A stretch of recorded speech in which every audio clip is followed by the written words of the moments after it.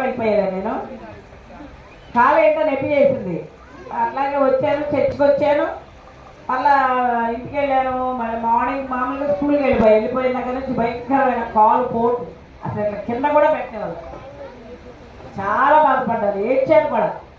నేను అసలు సామాన్యంగా ఏడవను, అంత భయంకరమైన నొప్పి వచ్చింది. దేవుని స్తోత్రం. మరి అలాగే మళ్ళీ అక్కడి నుంచి నేను ఆటోలు మారి బస్సు మారి ఇంటికి వచ్చాను. దేవుడు క్షేమంగా తీసుకొచ్చాడు. స్తోత్రం. ప్రభు నాకు ఇచ్చిన వాగ్దానం ప్రకారం దేవుడు నన్ను స్వస్థపరిచాడు. మరి మా పిల్లలు ట్యాబ్లెట్లు తెచ్చారు కానీ అవి ఏం పని చేయాలి. దేవుడి సన్నిధిలో ప్రార్థించుకున్నాను.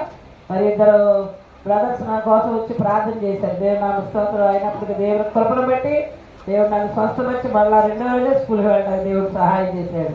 దేవుడు నన్ను స్తోత్రం. చాలా ఎంత బాధపడ్డానంటే నేను చెప్పలేదన్నమాట. కానీ దేవుడు నన్ను విడిచిపెట్టలేదు. మరి నా కోసం మీరు అందరూ ప్రార్థన చేయండి. మరి